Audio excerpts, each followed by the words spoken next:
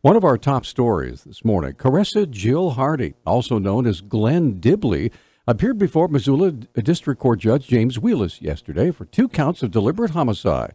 Missoula County Attorney Kirsten Pabst was the prosecutor in the courtroom for the transgendered woman. Ms. Hardy entered not guilty pleas, and the court set the matter for its next hearing, which is an omnibus hearing, mid-November.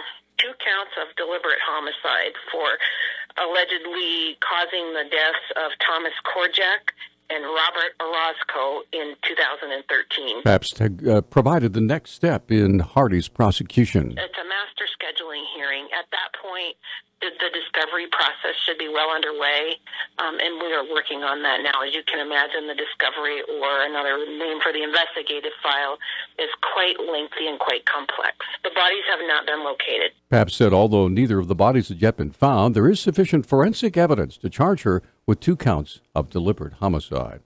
MTN News reports that St. Regis Schools in Mineral County was evacuated yesterday after a bomb threat.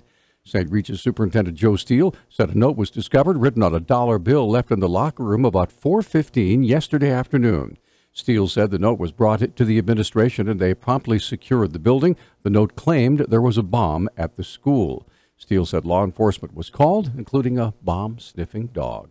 Nothing was found. The second candidate in the search for a new president of the University of Montana appeared before a packed house at the University Center Theater yesterday. He's Andy Feinstein, currently the provost and senior vice president at San Jose State University in California.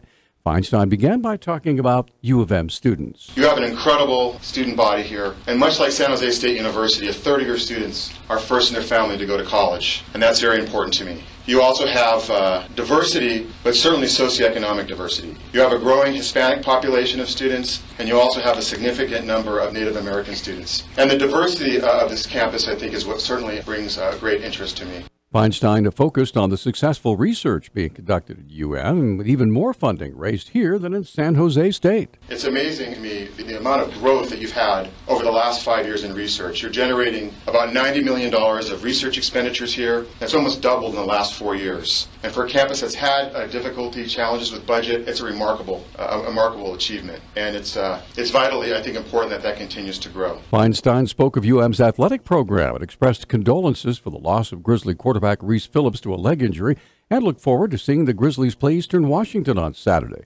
The next candidate to visit will be Seth Bodner. He'll come to campus tomorrow, while the final candidate will be Chuck Ambrose next Monday. The governor's budget director is recommending Montana agencies cut $229 million in general fund spending over the next 2 years to balance the state's budget due to lower revenues than expected and this summer's higher firefighting costs. Most of the cuts recommended by Budget Director Dan Villa were proposed by state agencies when they were asked to list how they'd cut 10% of their budgets. However, Villa is recommending against cuts proposed by the Department of Natural Resources and Conservation because it would impact Montana's ability to fight fires. He also recommended against 50 job cuts in the Department of Revenue because they would hurt the state's ability to collect those business income taxes. The Legislative Finance Committee will consider the proposed cuts next month before Governor Bullock makes his final recommendations. Even though many of the fires that hit western Montana this summer are dead or dying, teams of people are still working on the ground right up through November trying to prevent another natural disaster, mudslides. Rice Ridge Fire Information Officer Mike Cole explained the work of burned area emergency response crews. They'll go in and specifically look for areas where the soil might have been really extremely burned, because in those situations it actually creates a crust on the surface. And then if it rains a lot, instead of soaking into the ground, it'll run off the surface in sheets. And that's what moves soil down the hill and creates debris flows, plugs up culverts, and takes out roads. If the ground is burned so severely that it won't absorb water, there are still a few steps crews can take. They might take these long straw wattles, stake those in the ground for erosion control. They may do horizontal falling of snags, stake those so that any soil movement gets caught. And they'll be cleaning out ditches and culverts so that if any soil movement comes down, they won't be plugging up those culverts and taking the roads out. The Type 1 Incident Management Team on Rice Ridge will leave today and be replaced with a Type 2 Incident Management Team, which will be focused on repairing that area. Taiwan has once again agreed to purchase a large share of U.S. wheat over the next 2 years. most of it coming from Idaho, North Dakota, and, of course, Montana. Idaho Governor C.L. Butch Otter and Taiwanese milling industry officials signed the $576 million agreement yesterday at the Idaho Capitol in Boise. That totals 1.8 million metric tons of U.S. wheat in 2018 and 2019 combined. According to the Idaho Wheat Commission, Taiwan mostly buys Idaho's soft white wheat used in cookies, crackers, and noodles.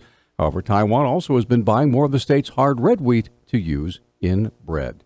The United States supplies more than 80% of Taiwan's total wheat imports every year. Missoula Police Department's having their second Coffee with a Cop event this morning.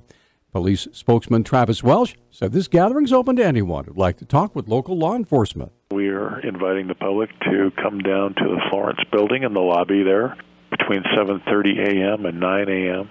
To sit down and have a cup of coffee with us and just exchange some ideas or ask questions or give us a chance to provide information to anybody who has, those types of questions that we can answer. According to Welsh, their department isn't the only one hosting this type of event. If you notice around the country, these events are taking place more and more often where law enforcement is reaching out by various means to try to establish lines of communication with the public they serve. And that's what we're trying to do here, is just have another medium for people to communicate with us. Welsh said there were lots of smiles at the first event a few months ago. He said he hopes there'll be more of the same today. Finally, authorities say officers arrested 2 wanted men at the border crossing in Blaine, Washington. The Bellingham Herald reported yesterday U.S. Customs and Border Protection officers arrested the men at the Peach Arch border.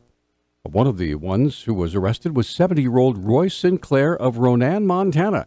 He had a warrant from the Lake County Sheriff's Office at Polson for an assault with a weapons charge. Our Newstalk time now is 6:12. Newstalk, KGVO. Missoula's official weather station. Mostly cloudy skies today with a chance of rain. Daytime highs will top out in the mid-50s.